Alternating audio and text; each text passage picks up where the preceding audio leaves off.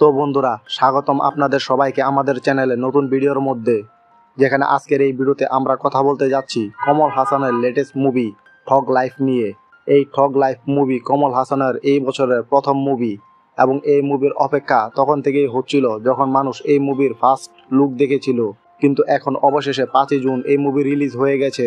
তাই আজকে এই ভিডিওতে আমরা শুধু এই ঠগ লাইফ মুভি নিয়েই কথা বলতে যাচ্ছি এবং আপনাদের জন্য এই মুভি পুরো স্টোরি এক্সপ্লেন করব, যাতে আপনারা ঘরে বসে এই মুভির গল্পটা টেনে উপভোগ করতে পারেন। এই ভিডিওটা বেশ দারুণ হতে চলেছে, তাই আপনারা সবাই ভিডিওটি শেষ পর্যন্ত দেখবেন এবং যদি ভিডিওটি ভালো লাগে তাহলে ভিডিওটিকে অবশ্যই লাইক করবেন। এছাড়া আপনারা যদি প্রথমবার আমার চ্যানেলে দেখে থাকেন তাহলে দ্রুত আমাদের চ্যানেলটি সাবস্ক্রাইব করে ফেলুন। তাহলে চলুন আর দেরি না করে আজকের এই অসাধারণ ভিডিওটি শুরু করি এবং এই ঠগ লাইফ মুভির গল্প জেনে নেই। তো বন্ধুরা, এই ঠগ লাইফ মুভির প্রধান চরিত্রে রয়েছে কমল হাসান, এবং কমল হাসান এই মুভির একজন গ্যাংস্টার, যার নিজের একটি গ্যাং রয়েছে এবং সে এই গ্যাংয়ের অনেক গুন্ডা আছে। তাই এই মুভির গল্প পুরোপুরি কমল হাসানের জীবনকে ফলো করে। এখন যদি মুভির শুরুতে যাই, এই মুভির শুরুটা কমল হাসান দিয়েই হয়। বরং মুভির শুরুতে দেখা যায় এই সময়ে কমল হাসান অনেকটাই বয়স্ক এবং তার বয়স 70-80 বছর। এরপর কমল হাসান তার গল্প বলা শুরু করে এবং আমাদের বোঝা যায় যে এটি মুভির বর্তমান সময় এবং মুভির ভিতরে যতটা ঘটনা ঘটেছে সবই অতীতের ঘটনা। কমল হাসান তার গল্প বলতে গিয়ে বলেন যে তার জীবন ছিল অনেক কষ্টে ভরা, কারণ তার বাবা তার জন্মের আগেই মারা যায় এবং তার মা তাকে জন্ম দিতে গিয়ে মারা যান। তাই এই জীবনটা তাকে একা এবং অনেক কষ্টে কাটাতে হয়েছে। কিন্তু তার জীবন বহুবার হামলা হয়েছে, বহুবার তার মনে হয়েছে যে সে মারা যাবে, কিন্তু যতবারই মৃত্যু মুখোমুখি হয়েছে প্রতিবারই সে যমরাজকে ফাঁকি দিয়ে নিজের জীবন বাঁচিয়ে ফেলেছে এবং তাই সে আজ জীবিত। এরপর গল্পটি চলে যায় ফ্ল্যাশব্যাকে এবং আমরা বর্তমান থেকে 25-30 বছর আগের কাহিনী দেখতে পাই। সবকিছু শুরু হয় দিল্লি শহরের পুরনো দিল্লি এলাকা থেকে, যেখানে আমরা দেখি কমল হাসান অনেকটাই তরুণ এবং তিনি তার বড় ভাইয়ের সাথে মিলে একটি গ্যাং চালান, কারণ তারা দুই ভাইয়ের গ্যাং, তাদের অনেক শত্রু থাকে। এরপর আমরা জানতে পারি কমল হাসানের নাম মুভিতে রাখা হয়েছে শক্তিবেল নায়কর, কিন্তু পুরো মুভিতে তাকে শুধু শক্তিবেল বলা হয়েছে, তাই আমরাও তাকে শক্তিবেল বলবো। এছাড়াও কমল হাসানের বড় ভাইয়ের নাম হলো মণিকন এবং তাকে মুভিতে অভিনয় করেছে অভিনেতা নাসার, যিনি তার আগে বাহুবলী মুভিতে বিজল দেবের চরিত্র ছিলেন। এখানে কমল হাসান এবং তার ভাই অর্থাৎ শক্তিবেল ও মণিকন তাদের গ্যাংয়ের কিছু গুন্ডার সঙ্গে মিলে অন্য একটি গ্যাংয়ের সাথে দেখা করতে যায়, যেখানে আমরা দেখি পুরান দিল্লিতে তাদের গ্যাং ছাড়াও আরেকটি গ্যাং রয়েছে এবং সেই গ্যাংয়ের লিডার হলো সদানন্দ, যাকে মুভির অভিনয় করেছে মহেশ মঞ্জকেরস। তাই আমরা দেখি কমল হাসান গ্যাং অর্থাৎ শক্তিবেলের গ্যাং সদস্যরা সদানন্দ এর গ্যাংয়ের সদস্যরা একসাথে দেখা করে এবং পুরনো শত্রুতা মিটিয়ে ফেলতে চায়। সদানন্দ বলে যে আমি জানি আমাদের শত্রুতা অনেক পুরনো এবং এই যুদ্ধের কারণে বছরের পর বছর আমাদের লোক তোমাদের লোকদের মেরেছে আর তোমাদের লোক আমাদের লোকদেরকে মেরেছে, কিন্তু এখন এইসব বন্ধ করতে চায়। আমি চাই আমাদের শত্রুতা শেষ হোক। সদানন্দের কথা শুনে শক্তিবেল এই প্রস্তাবটা ভালো লাগে এবং সে তার বড় ভাই মণিকানকে বলে এই ডিলটা মেনে নেওয়ার জন্য। তারপর দুই ভাই গ্যাং একসাথে হাত মেলায় এবং শত্রুতা মিটিয়ে সেখান থেকে চলে যায়। কিন্তু সদানন্দ সেখান থেকে চলে যেতেই বোঝা যায় পুরো জায়গাটিকে চারদিক থেকে পুলিশ ঘিরে রেখেছে এবং সদানন্দ সেখান থেকে বেরিয়ে সরাসরি পুলিশের সাথে দেখা করে এবং বলে দেয় যে শক্তিবেল এবং তার গ্যাং মেম্বাররা ভিতরে আছে। তখন বোঝা যায় সদানন্দ সেখানে সমঝোতা করতে আসেনি, বরং পুলিশের সাথে মিলে তাকে ফাঁসাতে এবং মারতে এসেছিল। সদানন্দ সেখান থেকে তার গ্যাং নিয়ে বেরিয়ে যাওয়ার সাথে সাথেই পুরো পুলিশ বাহিনী ভবনের ভিতর ঢুকে পড়ে। তারপর পুলিশ ও শক্তিবেলের গ্যাংয়ের মধ্যে বন্দুক যুদ্ধ শুরু হয়। এই ভবনের ভিতর অনেক সাধারণ মানুষ থাকে যারা স্থানীয় বাসিন্দা। তাদের মাঝে একজন থাকে যে পত্রিকা দিতে এসেছিল, তার সঙ্গে 2 সন্তান, একটি ছেলে এবং একটি মেয়ে। কিন্তু যেহেতু ভিতরে গ্যাং আর পুলিশের মধ্যে বন্দুক যুদ্ধ চলছিল, সেই ব্যক্তিটি গুলিতে মারা যায়। এরপর শক্তিবেল তার গ্যাং সদস্যরা সেখান থেকে পালাতে সফল হয়, কিন্তু যাওয়ার আগে শক্তিবেল দেখে পত্রিকা দেওয়া লোকটি তার ছেলের সামনে মারা যায়।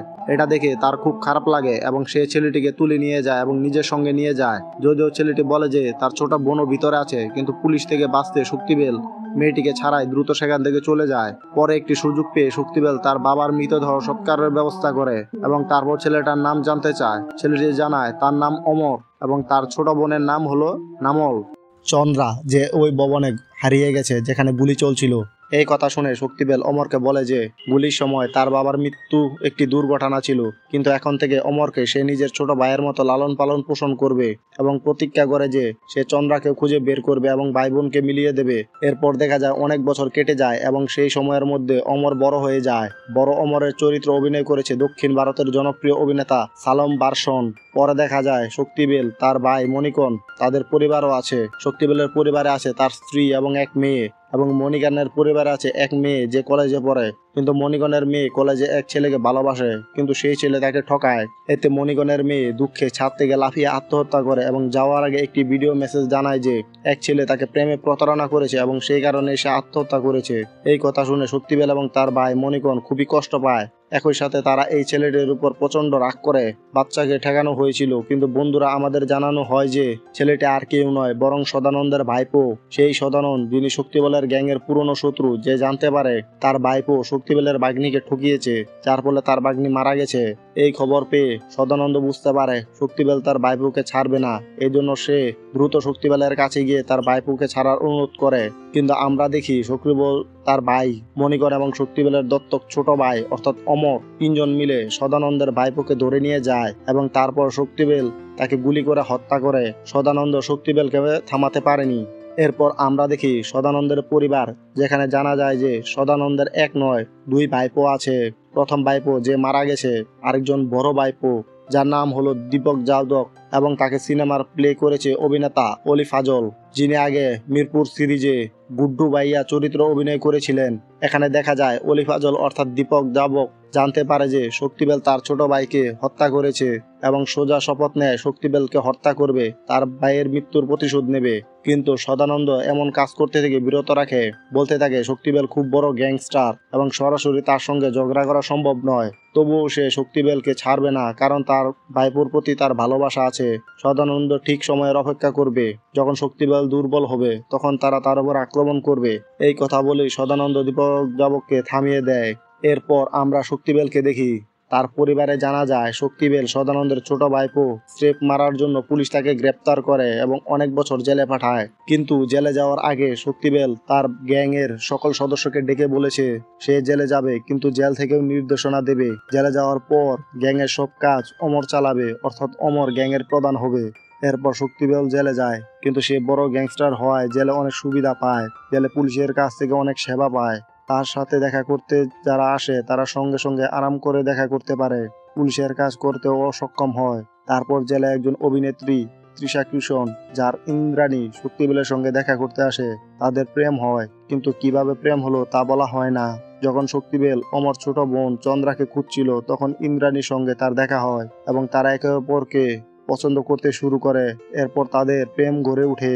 শক্তিবেল জেলেও তার গ্যাং খুব ভালোভাবে চালাচ্ছে, সঙ্গে গ্যাংয়ের সবাই তার কথা মেনে চলে। যেখানে শক্তিবেলের সবচেয়ে বড় শত্রু সদানন্দ রাজনীতিতে প্রবেশ করার সিদ্ধান্ত নেয়, কারণ শক্তিবেল তখন জেলে থাকে। সদানন্দ অমর ও মণিকে ডেকে বলে যে রাজনীতিতে দাঁড়িয়ে তার এলাকার গ্যাং নিয়ন্ত্রণ শক্তিবেলের গ্যাংকে দেওয়ার শর্তে 30% লাভ চায়। অমর এই চুক্তি মেনে নেয়। যখন অমর মণিকণ জেলে শক্তিবেলের কাছে গিয়ে এই কথা জানায়, শক্তিবেল রাগ করে। তবে অমর তাকে বোঝায় যে ব্যবসায় কেউ চিরকাল শত্রু বা বন্ধু থাকে না। শক্তিবেল রাজি হয় এবং তাকে সুযোগ দেয়। কিছুদিন পর শক্তিবেল জেল থেকে মুক্তি পায়, কিন্তু তখন তার মেয়ের প্রেম হয় গ্যাংয়ের এক সদস্যের ছেলের সঙ্গে, যে সদস্য শক্তিবেলের সঙ্গে খুব বিশ্বস্ত এবং তার ছেলে পড়াশোনা ও বুদ্ধিমান। শক্তিবেল ও অমর মেয়ের বিয়ে ঠিক করে, কিন্তু মণিকণ খুব রাগান্বিত হয়, কারণ সে ভাবছিল মেয়ের স্কুল শেষ হলে বিয়ে করবে। কিন্তু শক্তিবেল মেয়েকে কলেজ পড়তে দিতে চেয়েছিল, কিন্তু মেয়ের কলেজের প্রেমের কারণে আত্মহত্যা হয়, যার জন্য মণিকণ শক্তিবেলকে দায়ী মনে করে তার প্রতি রাগান্বিত হয়। সবকিছু ঠিকঠাক চলছিল। একদিন শক্তিবেল গাড়িতে দিয়ে যাচ্ছিল, রাস্তায় গ্যাংয়ের অন্যদের উপর হামলা হয়, গাড়ির লোকজন সব মারা যায়, কিন্তু শক্তিবল বেঁচে যায় আর হামলাকারীদের মেরে ফেলে। পাশাপাশি জানা যায় এই হামলা দীপক যাদবের পরিকল্পিত, যিনি ছোট ভাইয়ের মৃত্যুর বদলা নিচ্ছেন। সদানন্দ ও গোস্তাদ দীপককে বিতাড়িত করে মুম্বাই পাঠায় এবং তাকে ফেরানোর কথা বলে না। এরপর সদানন্দ চুক্তি বজায় রাখে। শক্তিবেল হাসপাতালে ভর্তি হয় কারণ হামলায় গুলি লাগে। হাসপাতালে পুলিশ ইন্সপেক্টর জয় তার সঙ্গে দেখা করতে আসে, জিজ্ঞাসা করে হামলার বিবরণ, কিন্তু শক্তিবেল কিছুই বলে না, শুধুমাত্র বলে আমি জানি তোমরা পুলিশ যারা আমাদের মতো লোকদের মারতে চাও, ধরতে চাও, আমাদের জেলে পুরে দিতে চাও। কিন্তু এটা শুনে ইন্সপেক্টর জয় শক্তিবেলকে বলে আমি বাকি অন্য সব পুলিশদের থেকে একদম আলাদা, এর জন্য আমি তোমাদের ধরতে চাই না। আসলে শক্তিবেল আমার কাছে তুমি শুধু একটি গ্যাংস্টার, যদি আমি তোমাকে ধরেই জেলে পুরে দেই অথবা এনকাউন্টার করে মেরে ফেলি তবুও কালকে তোমার জায়গায় অন্য এক গ্যাংস্টার চলে আসবে। অতএব আমার পরিকল্পনা হলো তোমাদের ধরার, যারা তোমাকে সহায়তা করে, অর্থাৎ সরকার ও পুলিশের ভেতরে, যারা তোমাদের সমস্ত ভুল কাজ থেকে বাঁচায় এবং কিছু টাকার বিনিময়ে তোমাদের এতটা ক্ষমতাবান করে তোলে। আমি তাদের সবাইকে ধরতে চাই এবং সামনে নিয়ে আসতে চাই, যাদের ভবিষ্যৎ তোমাদের মতো আর কেউ গ্যাংস্টার জন্মাতে না পারে। এবং এই জন্য ইন্সপেক্টর জয় শক্তিবলকে অফার দেয়, যদি শক্তিবল তার সঙ্গে সহযোগিতা করে এবং তাদের সম্পর্ক তথ্য দেয় যারা রাজনীতি, সরকার ও পুলিশের সঙ্গে থেকে তাদের সাপোর্ট দেয়, তাহলে সে শক্তিবল ও গ্যাংয়ের সদস্যদের ছেড়ে দেবে এবং তাদের বিরুদ্ধে কোনো অভিযোগ করবে না। কিন্তু শক্তিবল অবশ্যই এই প্রস্তাব প্রত্যাখ্যান করে। এই জন্য ইন্সপেক্টর জয় সেখান থেকে চলে যায়। তবে যাওয়ার আগে সে শক্তিবলকে বলে যদি কখনো তার মন বদলায় তাহলে তাকে যোগাযোগ করতে পারে। ইন্সপেক্টর জয় চলে যাওয়ার পর হাসপাতালের ভেতরে সরাসরি আসে অমর এবং শক্তিবলের সঙ্গে দেখা করে। অমর তখন শক্তিবলের কাছে আসে। তখন শক্তিবল প্রথমে জিজ্ঞেস করে যখন তার উপর গাড়ির হামলা হচ্ছিল তখন সে কোথায় ছিল, কারণ সে সবসময় শক্তিবল কোথাও যেত অমর তার সঙ্গে থাকতো, কিন্তু এই হামলার সময় অমর ছিল না। এবং এই কথা শুনে শক্তিবল সন্দেহ প্রকাশ করে হয়তো অমর এই হামলা করিয়ে থাকতে পারে। এই কথা শুনে অমর মন খারাপ করে, কারণ সে সবসময় শক্তিবলের প্রতি বিশ্বস্ত ছিল এবং তাকে বড় ভাইয়ের মতোই মনে করত। এই সময় শক্তিবলের স্ত্রী এই কথা শুনে দ্রুত তাদের কাছে আসে এবং জানায় আসলে অমর তার সঙ্গে যেতে পারেনি, কারণ সে তার সঙ্গে হাসপাতালে গিয়েছিল, কারণ তাদের মেয়ে গর্ভবতী ছিল এবং তাদের মেয়ের চেক আপ করাতে গিয়েছিল। তবে হাসপাতালে তারা জানতে পারে মেয়ের গর্ভের শিশু মারা গেছে। এই খুবই দুঃখজনক খবর হওয়ার কারণে অমর সরাসরি শক্তিবলকে বলতে পারেনি। এই কথা শুনে শক্তিবল কিছুটা খারাপ লাগে এবং ভাবতে থাকে সে অকারণে অমরের উপর রাগ করেছে এবং তাকে সন্দেহ করেছে যে অমর তার উপর হামলা করতে পারে। শক্তিবল অমরের কাছে ক্ষমা চায়, কিন্তু অমর দেখে অমরের মনে একটি বাজে বসে যায় এবং সে ভাবতে থাকে তার বড় ভাইয়ের মতো মানুষ কিভাবে তার উপর সন্দেহ করলো এবং ভাবলো সে নিজের উপর বড় ভাইকে মারার চেষ্টা করবে। এই ভাবনার মাঝে শক্তিবলের বড় ভাইও তার গ্যাংয়ের অনেক লোক সুযোগ নেয়। তারা হচ্ছে গ্যাংয়ের সেই সব লোক যারা শক্তিবলকে ভালোবাসে না, বরং তার গ্যাংয়ের নেতা হিসেবে দেখতে চায় না। এই চারজন লোক মিলে অমরের মনে ভুল তথ্য ঢুকাতে শুরু করে। তারা বলে যখন সে ছোট ছিল এবং তার বাবার উপর ফায়ারিং হচ্ছিল, তার বাবা নিজে মারা যায়নি, বরং তাকে হত্যাকারী ছিল শক্তিবল। এই কথা শুনে পুরোপুরি মিথ্যা হলেও গ্যাংয়ের সবাই তার শক্তিবলের বড় ভাই মিলে অমরের বিশ্বাস তৈরি করে দেয় এবং তার মনে বুনে দেয় যে তার বাবার হত্যাকারী শক্তিবলই। তখন অমর সিদ্ধান্ত নেয় শক্তিবলকে মরতে হবে এবং তার বাবার মৃত্যুর ক্ষতিপূরণ নিতে হবে। এরপর তারা সবাই মিলে পরিকল্পনা করে তারা শক্তিবলকে মেরে ফেলবে। তারা নকল মিটিংয়ের সুযোগ নিয়ে সরাসরি নেপালে যায় এবং পাহাড়ে গিয়ে শক্তিবলের উপর হামলা চালায়। সঠিক সময় ফায়ারিং করে এবং শক্তিবলের 2-3টা গুলি মেরে পাহাড় থেকে নিচে ফেলে দেয়। তারপর সবাই চলে যায় আর অমর গ্যাংয়ের মধ্যে ঘোষণা করে যে সে নিজে শক্তিবলকে হত্যা করেছে। এরপর গ্যাংয়ের সব কাজ অমর নিয়ন্ত্রণে চলে আসে। বড় বড় মিটিং ডিলিং অমর ও শক্তিবলের বড় ভাই মনিকন করে। কিছু সময় পর জানা যায় গুলি লেগেও পাহাড় থেকে পড়ে শক্তিবল মরে যায়নি, বরং বেঁচে ছিল। সে কোনোভাবে পাহাড়ের কাছে গিয়ে ছোট একটি গ্রামের কাছাকাছি পৌঁছায়, যেখানে গ্রামবাসীরা শক্তিবলের জীবন বাঁচায় এবং 2 বছর তাকে প্রশিক্ষণ দেয়। 2 বছর পর শক্তিবল শুধু সুস্থ নয়, লড়াই দক্ষ হয়ে ওঠে। তারপর পুরো প্রস্তুতি শেষে শক্তিবল গ্রাম ছেড়ে সরাসরি দিল্লি আসে তার পরিবারকে ফিরিয়ে যাওয়ার জন্য, যারা তাকে মেরেছে তাদের প্রতিশোধ নেওয়ার জন্য। ঘরে ফিরে জানতে পারে তার পরিবার সেখানে নেই। তার অনুসন্ধানে জানতে পারে তার মৃত্যুর খবর শুনে তার স্ত্রী ও মেয়ে খুবই দুঃখ পড়ে একাকী হয়ে পড়ে। তবে তার বড় ভাই মণিকণ তাদের সাথে অনেক খারাপ আচরণ করেছে এবং তার স্ত্রী ও মেয়ের উপর জুলুম চালিয়েছে। এইসব দেখে শক্তিবলের জামাই অর্থাৎ যিনি তার মেয়ে বিয়ে করেছিলেন, তিনি তার স্ত্রী এবং মেয়ে সঙ্গে নিয়ে গ্রামে চলে যায় আর সেখানে তারা থেকে যায়। এই সময় শক্তিবলের স্ত্রী দুর্ঘটনায় পড়েছিল, যার ফলে তার স্মৃতিশক্তি চলে যায় আর কাউকে চিনতে পারে না। শক্তিবল জানতে পারে তার পরিবার নিরাপদে আছে এবং সে প্রতিশোধ নিতে বেরিয়ে পড়ে যারা তাকে মারার চেষ্টা করেছিল। প্রথমে সে তার বড় ভাই মণিকণকে ধরে গুলি করে নদীতে ফেলে দেয়। তারপর বাকি সবাইকে এক এক ধরে এবং যারা তার মৃত্যুর সঙ্গে যুক্ত ছিল সবাইকে মারা সে দেয়। এতদিনে শুধু অমর বেঁচে থাকে। তবে একই সময় আমরা দেখি যখন অমর নেপালে শক্তিবলকে পাহাড় থেকে ফেলে দেয় এবং মনে করে সে মারা গেছে, তখন সে শক্তিবলের আইটেম ইন্দ্রাণীকে তুলে নেয় এবং তার সঙ্গেই থাকে, কারণ অমরও ইন্দ্রাণীর প্রেমে পড়ে গিয়েছিল।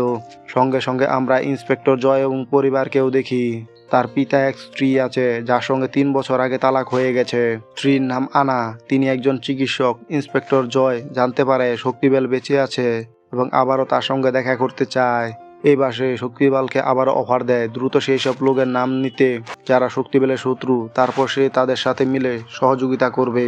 কিন্তু শক্তিবল জয়কে রাজি করাতে অস্বীকার করে এবং বলে তাকে শুধু 2 দিনের সময় দাও, কারণ 2 দিনের মধ্যে সে নিজে সব শত্রুকে মেরে ফেলবে। অবশ্যই সে সব শত্রু শেষ হলো অমর, তাই শক্তিবেল সরাসরি অমরকে মারার জন্য বেরিয়ে পড়ে।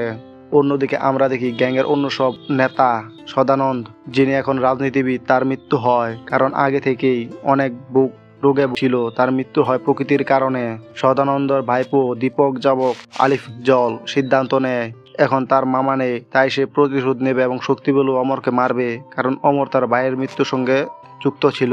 দীপক যাদব কিছু লোক পাঠিয়ে অমরকে বাড়ি বোমা পেতে দেয়, কিন্তু বোমা ফাটার কিছুক্ষণ আগে অমর বাইরে চলে যায়, যার ফলে বিস্ফোরণের সময় অমর রক্ষা পায়।